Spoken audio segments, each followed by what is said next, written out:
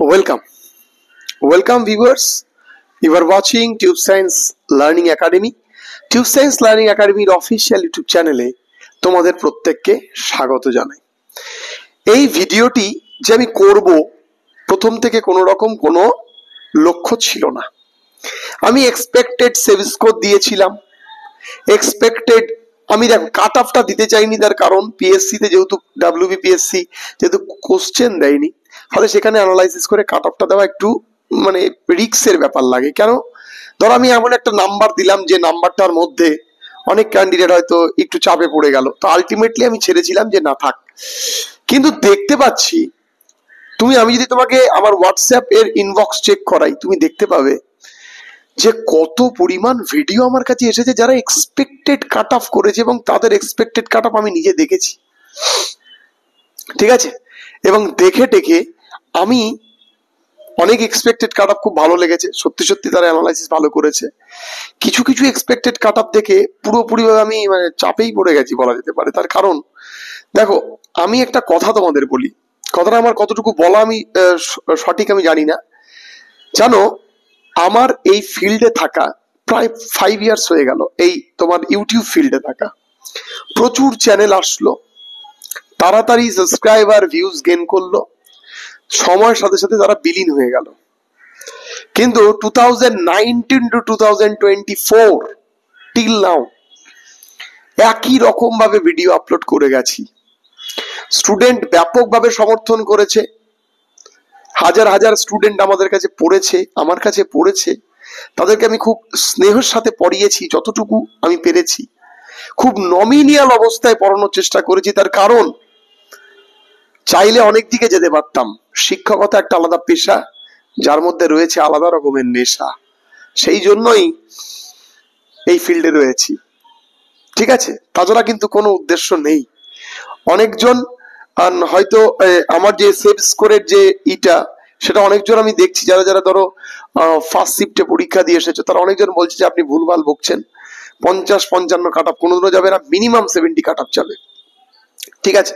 আমি দেখলাম যে দেখো সবচেয়ে বেশি ডিপ্রেসড কারা রয়েছে জানো, চাপে কারা রয়েছে। দেখো তারা রয়েছে তোমার থার্ড শিফট এবং fourth shift. Candidate is very insecure, তারা ব্যাপক ইনসিকিউর ফিল করছে। কেন তারা ইনসিকিউর ফিল কেন করছে? তারা শুধু জাস্ট একটাতেই চিন্তিত হচ্ছে, এই কনসেপ্টেই, যে আমাদের যদি আজকে ফার্স্ট শিফটে পরীক্ষাটা পড়তো তাহলে হয়তো এটাই আমাদের ভাগ্য। তো যাই হোক, এবার নর্মালাইজেশন পসিবল কিনা এটা নিয়ে একটু আলোচনা করে দেবো। দেখো, আমি বলেছিলাম নর্মালাইজেশন হতে পারে, কিন্তু মনে হয় ডাব্লিউবিপিএসসি নর্মালাইজেশনটা করবে না। হতে পারে, যেটুকু লাস্ট অব্দি খবর, ডাব্লিউবিপিএসসি নর্মালাইজেশন করবে না। তো তোমরা যদি একত্রিত ভাবে, যারা যারা থার্ড শিফট ফোর্থ শিফটের ক্যান্ডিডেট, তারা যদি একত্রিত ভাবে পিএসসি কে জানাও, তাহলে ডেফিনেটলি কিছু পদ বেরোতে পারে, ঠিক আছে। ইনসিকিউর তো ডেফিনেটলি, কারণ কেন আমি বলছি মানে তো সেটা কাট অফ যাবে না, নাও যেতে পারে, কমও যেতে পারে, বেশিও যেতে পারে। দেখো অনেকজন বলছে, দেখো সেকেন্ড শিফটের ইংলিশ কোশ্চেনটাও খুব হার্ড ছিল, যেটুকু এত অব্দি স্ট্যাটাস পেয়েছি। শুধু থার্ড ফোর্থ শিফট নিয়ে বললে হবে না, ফার্স্ট শিফটটা পর্যন্ত স্ট্যান্ডার্ড ছিল, বাট হার্ড ছিল না। কিন্তু সেকেন্ড শিফটের ইংলিশ কোশ্চেন যথেষ্ট হার্ড ছিল, ঠিক আছে। তো এই রেসপেক্টে একটা কথা বলি, 70 UR cut off is possible অনেকজন বলছে।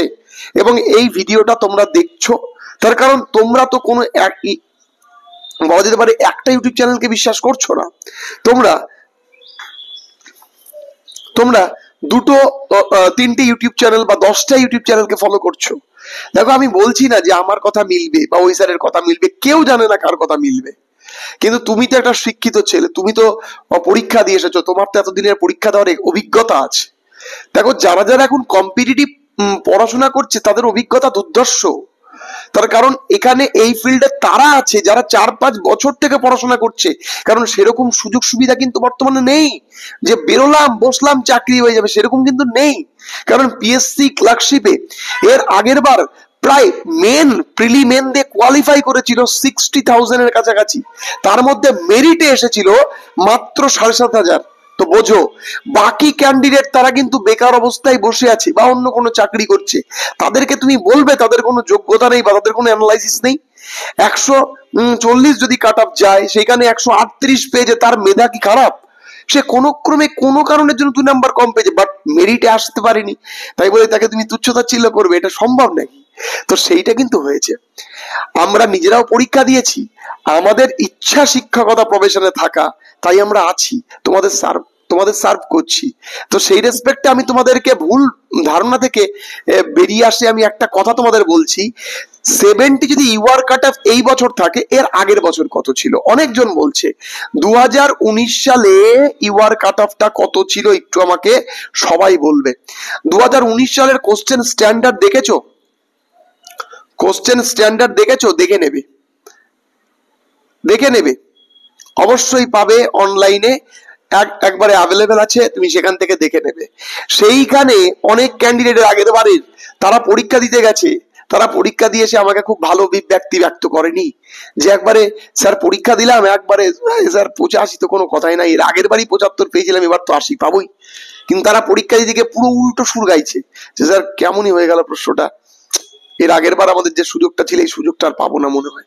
তো সেই সমস্যা, ফলে এই যে 70 ইউআর কাট অফ, এগুলো কিন্তু এক প্রকার আমার মনে হয় বর্তমান প্রেক্ষাপটে দাঁড়িয়ে গল্প ছাড়া কিছু নয়।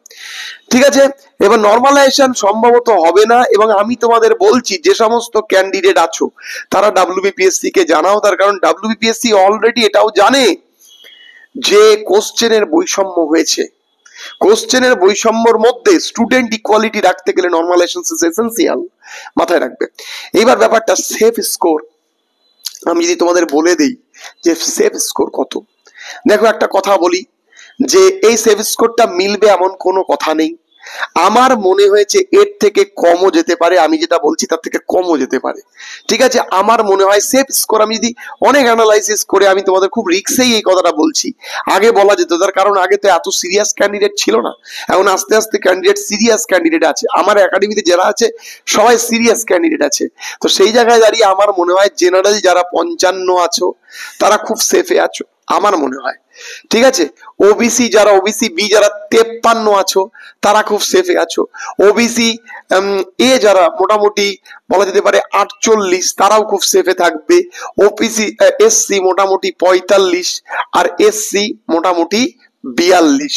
ঠিক আছে, আর পিডাব্লিউডি তার থেকে তুমি ধরে নাও 4-5 মার্ক কম।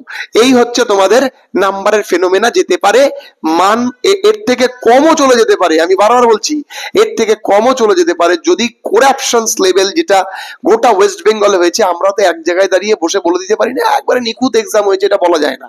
যদি না থাকে তাহলে এর থেকেও কম যাবে, আর যদি একটু থাকে তাহলে 1-2 মার্ক বাড়তেও পারে।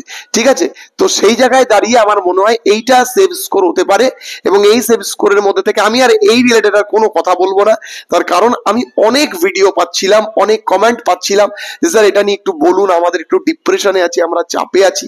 সেই চাপ রিলিজিং এর জন্যই কিন্তু আমরা এই ভিডিওটা আনলাম, তার কারণ এগুলো নিয়ে ভিডিও করা খুব প্রয়োজন বলে আমি মনে করি না। কিন্তু হ্যাঁ, অনেকজন বলতে পারে স্যার এগুলোতে তো ভিউজ হয়।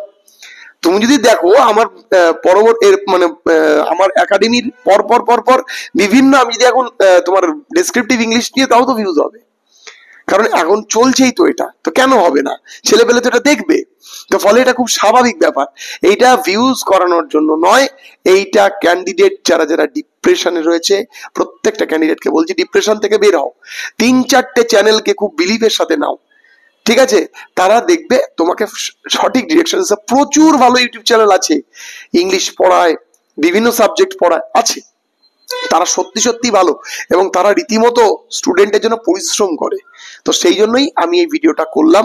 ডিপ্রেশন বন্ধ করো, নিজেকে প্রোডাক্টিভ করো, নিজেকে উৎপত্তি করো, নিজেকে তৈরি করো। ঠিক আছে, এর আগের দিনে ডেসক্রিপটিভ বাংলা ইংলিশ কিভাবে তৈরি করবে এই নিয়ে কিন্তু একটা ভিডিও দিয়েছিলাম, এবং তার সাথে তোমাদের ডেসক্রিপটিভ ইংলিশ, ডেসক্রিপটিভ ইংলিশ এবং বাংলার জন্য আমি একটা ভিডিও তো দিয়েছি, তোমরা যে দেখে নেবে। এবং একটা হোয়াটসঅ্যাপ চ্যানেল আমরা খুলেছি, হোয়াটসঅ্যাপ চ্যানেল একটা খুলেছি।